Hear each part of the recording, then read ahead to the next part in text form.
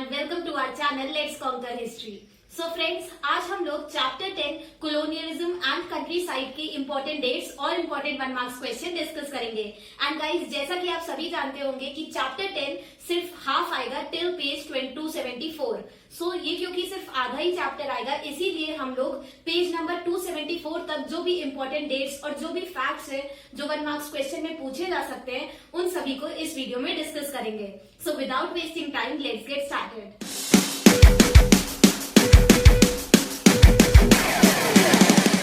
आज की वीडियो का हमारा फर्स्ट सेक्शन है इंपॉर्टेंट डेट्स, जिसमें हम लोग चैप्टर 10 की सभी इंपॉर्टेंट डेट्स डिस्कस करेंगे टिल पेज नंबर 274. सो हमारी फर्स्ट इंपॉर्टेंट डेट है 1793.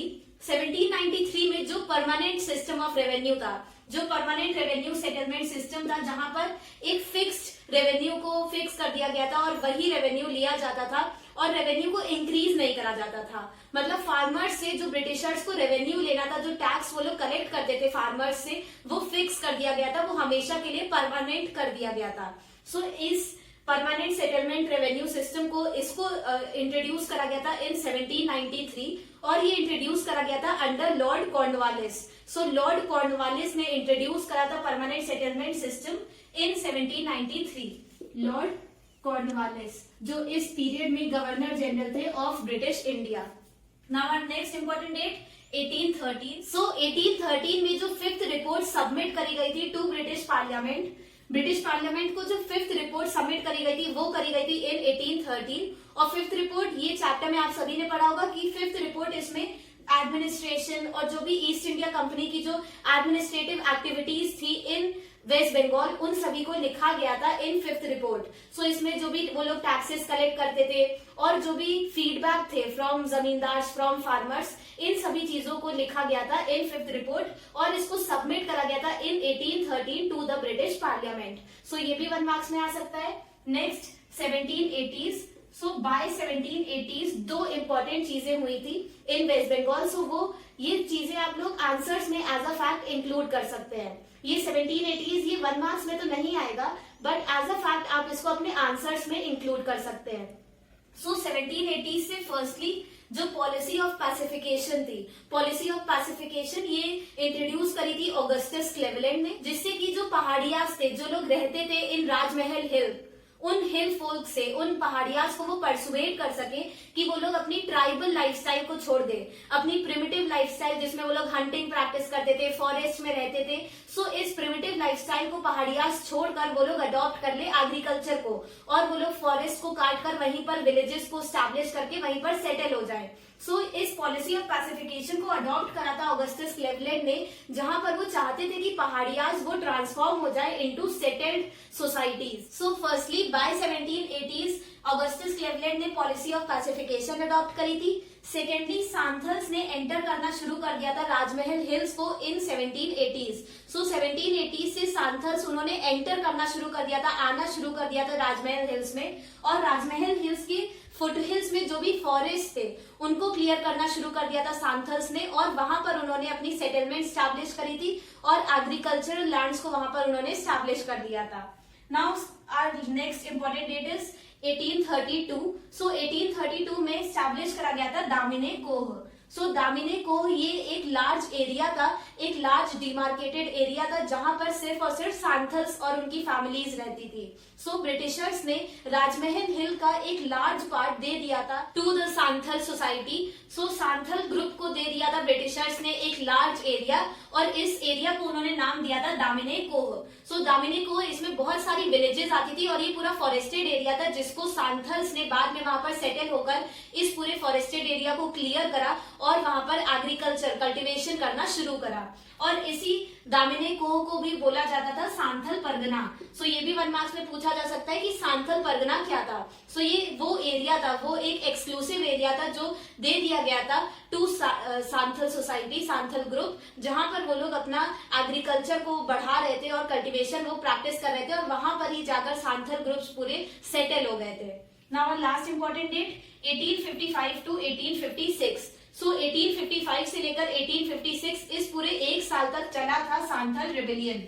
सो सांथल्स ने लेटर ऑन जब रिबेल करा, जब वो लोगों ने रिवोल्ट करा under the leadership of Sidhu. So Sidhu ये लीडर थे जिन्होंने लीड करा था इस रेबेलियन को, और ये हुआ था इन 1855 टू 1856। और ये भी 1 मार्क्स के लिए भी इंपॉर्टेंट है, और ये क्वेश्चन भी आता है 4 और 8 मार्क्स में, जिसमें आपको ये इस डेट को आप एज अ फैक्ट इंक्लूड कर सकते हैं in your answer. So guys, अब हमारा नेक्स्ट सेक्शन है इंपॉर्टेंट 1 मार्क्स क्वेश्चन का।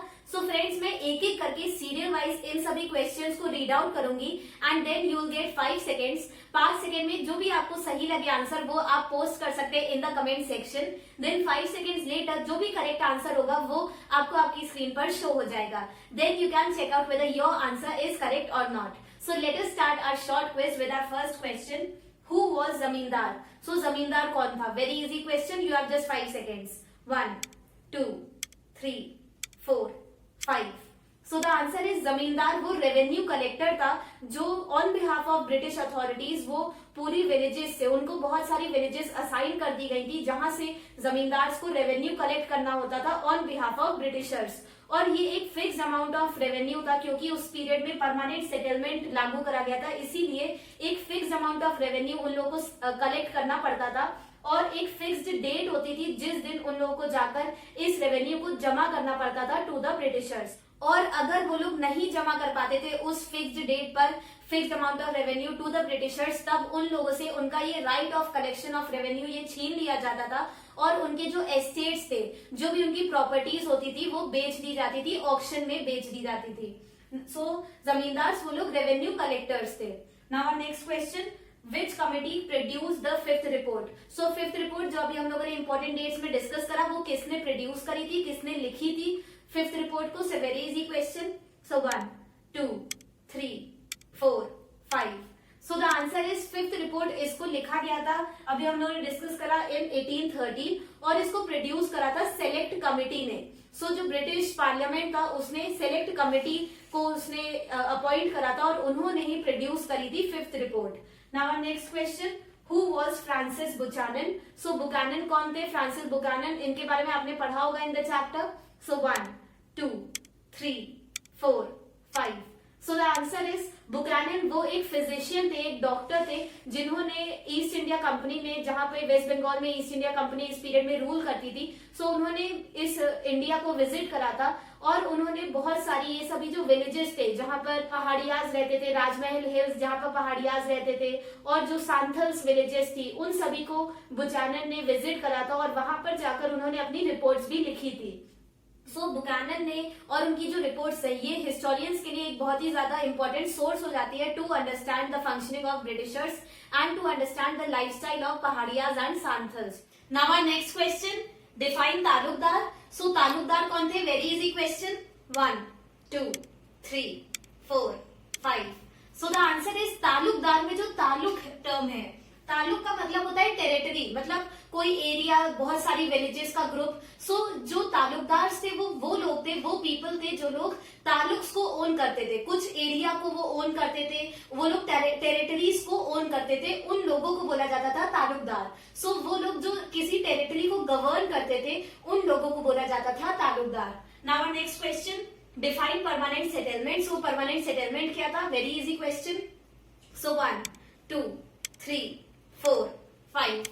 सो the answer is permanent settlement ये एक रेवेन्यू सिस्टम था जो इंट्रोड्यूस करा था अंडर लॉर्ड चार्ल्स कॉर्नवालिस। सो कॉर्नवालिस ने अपने रूल में, जब वो गवर्नर जनरल थे ऑफ ब्रिटिश इंडिया, उन्होंने इस सिस्टम को इंट्रोड्यूस करा था और इस सिस्टम में जो रेवेन्यू कलेक्ट किया जाना था फ्रॉम फार्मर्स वो फिक्स कर दिया गया था। सो एक फिक्स अमाउंट ऑफ रेवेन्यू वो कलेक्ट किया जाता था फ्रॉम द फार्मर्स और जमींदार को एक फिक्स्ड डेट पर इस पूरे टोटल अमाउंट ऑफ रेवेन्यू को उन लोगों को सबमिट करना पड़ता था टू द ब्रिटिशर्स। सो जमींदार ऑन बिहाफ ऑफ ब्रिटिशर्स वो लोग कलेक्ट करते थे एक fix amount of revenue from the farmers और फिर वो एक फिक्स डेट पर जाकर इस रेवेन्यू को जमा कर देते थे टू द ब्रिटिशर्स।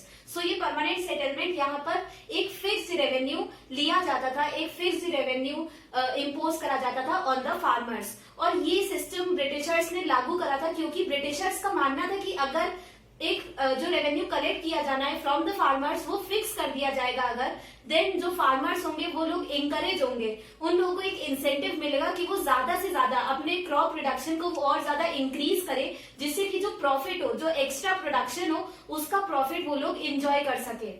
जिससे कि जो फार्मर्स है उन लोग को इंसेंटिव मिल सके कि वो अपने क्रॉप प्रोडक्शन को बढ़ाएं। इसीलिए जो ब्रिटिशर्स थे उन्होंने परमानेंट रेवेन्यू सेटलमेंट सिस्टम को लागू करा था। और ये अभी हम लोगों ने इंपॉर्टेंट डेट्स में भी डिस्कस करा था कि इसको लॉर्ड कॉर्नवालिस ने इम्पोज करा था, इस सिस्टम को इंट्रोड्यूस करा था इन 1793। Now next question, what was sunset law? Sunset law क्या था? Very easy question. 1 2 3 4 5। The answer is sunset law. ये एक एक्ट था, एक लॉ था जहां पर जो जमींदार होते थे उनको अपनी विलेजेस से जो भी टेरिटरीज उनके अंडर थी, तो जमींदार को अपनी टेरिटरी से जो भी टोटल अमाउंट ऑफ रेवेन्यू वो लोग कलेक्ट करते थे, उस टोटल अमाउंट ऑफ रेवेन्यू को एक फिक्स्ड डेट पर सनसेट से पहले दिन में ही जमींदार को इस टोटल अमाउंट ऑफ रेवेन्यू को जमा करना पड़ता था टू द ब्रिटिशर्स। और अगर किसी वजह से जमींदार नहीं जमा कर पाते थे इस टोटल अमाउंट ऑफ रेवेन्यू को बिफोर सनसेट, तब जो ब्रिटिशर्स थे वो उन जमींदार की प्रॉपर्टीज को बेच देते थे, उन जमींदार की प्रॉपर्टीज को ऑक्शन में बेच दिया जाता था। सनसेट लॉ में जो जमींदार थे उनको टोटल अमाउंट ऑफ रेवेन्यू को जमा करना पड़ता था to the Britishers before sunset. Now next question, who was jotedar? Jotedar कौन था? Very easy question, you have just 5 seconds. 1 2 3 4 5। Jotedar ये लोग विलेजेस के जो रिच पीजेंट्स होते हैं, जो अमीर किसान होते हैं विलेजेस में, उनको बोला जाता था बंगाल में जोतेदार। और ये लोग मनी लेंडिंग एक्टिविटीज भी परफॉर्म करते थे, मतलब जो स्मॉल फार्मर्स थे या फिर जो लैंडलेस फार्मर्स थे उन लोगों को ये जोतेदार पैसा दे देते थे किराए पर, कर्ज दे देते थे, लोन देते थे। एंड ये जो स्मॉल फार्मर्स थे और जो लैंडलेस फार्मर्स थे वो इन जोतेदार की जमीन पर काम भी करते थे। ये जोतेदार उन स्मॉल फार्मर्स को, उन पुअर फार्मर्स को एम्प्लॉयमेंट भी प्रोवाइड करते थे। जोतेदार ये रिच पीजेंट्स थे, बहुत ही अमीर किसान थे, जो लोग लार्ज अमाउंट ऑफ लैंड को ओन करते थे। और ये लोग मनी लेंडिंग एक्टिविटीज भी परफॉर्म करते थे और एम्प्लॉयमेंट भी प्रोवाइड करते थे to landless farmers and small farmers. Now next question, define fifth report. Fifth report क्या थी? अभी हम लोगों ने इंपॉर्टेंट डेट्स में भी डिस्कस करा था। 1 2 3 4 5। The answer is fifth report. ये तो अभी हम लोगों ने डिस्कस करा था कि सेलेक्ट कमिटी ने प्रोड्यूस करी थी फिफ्थ रिपोर्ट इन 1813। इस फिफ्थ रिपोर्ट को सबमिट करा गया था टू द ब्रिटिश पार्लियामेंट। ये जो फिफ्थ रिपोर्ट थी, इसमें जो ईस्ट इंडिया कंपनी थी उसकी एडमिनिस्ट्रेटिव एक्टिविटीज और जो भी रेवेन्यू एक्टिविटीज थी, जो भी revenue east India company collect करती थी फ्रॉम बंगाल प्रेसिडेंसी, और जो भी उनकी जुडिशियल एडमिनिस्ट्रेशन था, इन सभी एस्पेक्ट्स को रिकॉर्ड करा गया था इस रिपोर्ट में। इन सभी एस्पेक्ट्स को, रेवेन्यू, एडमिनिस्ट्रेशन, जुडिशियल एडमिनिस्ट्रेशन, इन सभी एस्पेक्ट्स को रिकॉर्ड करा गया था इन फिफ्थ रिपोर्ट। और इसको प्रोड्यूस करा था सेलेक्ट कमिटी ने in 1813. Now our next question, describe briefly lifestyle of hill folks of Rajmahal hills. Rajmahal hill के जो लोकल लोग थे उन लोगों की लाइफस्टाइल को आपको यहाँ पर एक्सप्लेन करना है। और गाइस ये 3 और 4 मार्क्स में भी पूछा जाता है, बट मैंने इसको यहाँ पर 1 मार्क्स में डिस्कस करा है, तो यहाँ पर आप सिर्फ 3 और 4 लाइन्स में इस आंसर को एक्सप्लेन कर दीजिए।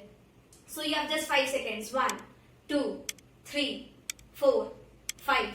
The answer is Rajmahal hills के जो लोकल लोग थे, जो वहां के ट्राइबल लोग थे, उन लोगों को बोला जाता है पहाड़ियास। और ये जो पहाड़ियास थे, ये लोग जैसे सभी ट्राइबल्स होते हैं उन्हीं की तरह ये लोग हंटिंग प्रैक्टिस करते थे, शिफ्टिंग कल्टीवेशन प्रैक्टिस करते थे, फॉरेस्ट को जलाकर वहां पर कल्टीवेशन को प्रैक्टिस करते थे, और ये लोग गैदरिंग भी प्रैक्टिस करते थे। मतलब इनका सर्वाइवल डिपेंडेंट था ऑन फॉरेस्ट प्रोड्यूस, जो भी फॉरेस्ट के प्रोड्यूस होते थे, फ्रूट्स, वेजिटेबल्स, मेडिसिनल प्लांट्स, उन सभी चीजों पर इनका सर्वाइवल डिपेंडेंट था। आप 3 to 4 लाइन्स में ये सब एक्सप्लेन कर दीजिए कि सबसे पहले जो हिल फोक्स थे ऑफ राजमहल हिल, उनको बोला जाता है पहाड़ियास, और वो लोग सर्वाइवल के लिए वो लोग हंटिंग, गैदरिंग, शिफ्टिंग, कल्टीवेशन, इन सभी एक्टिविटीज को वो परफॉर्म करते थे। Next question, describe policy of pacification adopted by Britishers. Britishers ने जो पॉलिसी ऑफ पैसिफिकेशन अडॉप्ट करी थी वो क्या थी, उसको यहाँ पर आपको डिस्क्राइब करना है। You have just 5 seconds. 1 2 3 4 5। The answer is policy of pacification जो अडॉप्ट करी थी ऑगस्टस क्लेवलैंड ने। इसमें जो पहाड़िया चीफ्स थे, जो पहाड़िया ग्रुप्स के हेड थे, जो चीफ थे, उन लोगों को ब्रिटिशर्स ने अपॉइंट कर लिया था, और उन लोगों को एक एनुअल अलाउंस, एक सैलरी वो लोग एनुअली उन चीफ्स को वो लोग देते थे। और उन चीफ्स को ये रिस्पॉन्सिबिलिटी दी गई थी कि वो अपने पहाड़िया ग्रुप्स को डिसिप्लिन में रखेंगे, वो पहाड़िया चीफ्स ये ध्यान रखेंगे कि उनके जो मेंबर्स हैं, उनके ग्रुप्स के जो मेंबर हैं, वो लोग केओस ना मचाए, किसी भी तरीके से रिवोल्ट ना करे अगेंस्ट ब्रिटिशर्स। सो पहाड़िया चीफ्स को अपॉइंट कर लिया गया था, उनको एक एनुअल सैलरी दी जाती थी और उन लोगों को ये रिस्पॉन्सिबिलिटी दी गई थी कि वो लोग डिसिप्लिन में रखे, प्रॉपरली कंट्रोल करें अपने ग्रुप के मेंबर्स को। Now our next question, who adopted the policy of pacification? Very easy question, अभी इंपॉर्टेंट डेट्स में भी हम लोगों ने डिस्कस करा था। So you have just 5 seconds, 1 2 3 4 5। So the answer is Augustus Cleveland, जो कि कलेक्टर थे ऑफ भागलपुर। उन्होंने अडॉप्ट करी थी policy of pacification by 1780s। So 1780s से ऑगस्टस क्लेवेलैंड ने इंट्रोड्यूस करी थी policy of pacification. Now our next question, define Damin i Koh. So Damin i Koh क्या था? Once again very easy question. So 1 2 3 4 5। So the answer is Damin i Koh, ये एक एरिया था, एक सेपरेट एरिया था जो कि असाइन कर दिया गया था टू सांथल ग्रुप्स। सो जो सांथल्स थे उन लोगों को एक सेपरेट एरिया ब्रिटिशर्स ने दे दिया था जिसको दामिने कोह बोला जाता था। और इस एरिया में जो सांथल्स थे उन्होंने इस एरिया में जो भी फॉरेस्ट थे उनको क्लियर करके वहां पर सांथल्स सेटल हो गए और वहां पर उन लोगों ने कल्टीवेशन करना शुरू कर दिया था। सो बाय 1832 जो ब्रिटिशर्स थे उन्होंने लार्ज एरिया को असाइन कर दिया था टू सांथल्स और इसी एरिया को बोला जाता है Damin i Koh. Now our next question, what was Damin i Koh also called? So Damin i Koh को एक और नाम क्या था दामिने कोह का? वेरी इजी क्वेश्चन, हम लोगों ने चैप्टर में डिस्कस करा था। So you have just 5 seconds, 1 2 3 4 5। So the answer is Santhal Pargana. So Damin i Koh का दूसरा नाम था Santhal Pargana. Now our next question, when and under which governor general was permanent revenue settlement system introduced? So कौन से वो गवर्नर जनरल थे जिनके रूल के अंडर परमानेंट सेटलमेंट सिस्टम को इंट्रोड्यूस करा था और परमानेंट सेटलमेंट सिस्टम कब इंट्रोड्यूस करा गया था? सो ये अभी हम लोगों ने इंपॉर्टेंट डेट्स में भी डिस्कस करा था। So you have just 5 seconds, 1 2 3 4 5। So the answer is permanent revenue settlement system. इसको इंट्रोड्यूस करा गया था इन 1793 और इसको इंट्रोड्यूस करा था लॉर्ड चार्ल्स कॉर्नवालिस ने। सो विद दिस गाइज हम लोगों ने चैप्टर 10 पर टिल पेज नंबर 274 हम लोगों ने आधा चैप्टर डिस्कस करा और इस चैप्टर की इंपॉर्टेंट डेट्स और इंपॉर्टेंट 1 मार्क्स क्वेश्चन हम लोगों ने देख लिए। एंड गाइज इस चैप्टर को क्योंकि ये सिर्फ आधा आ रहा है इन बोर्ड्स, इसीलिए इसमें हम लोगों ने कम क्वेश्चंस को डिस्कस करा है।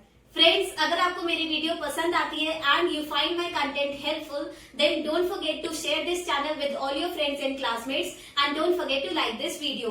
Also guys don't forget to subscribe to my channel and the remaining videos will be uploaded soon. Till then, bye bye.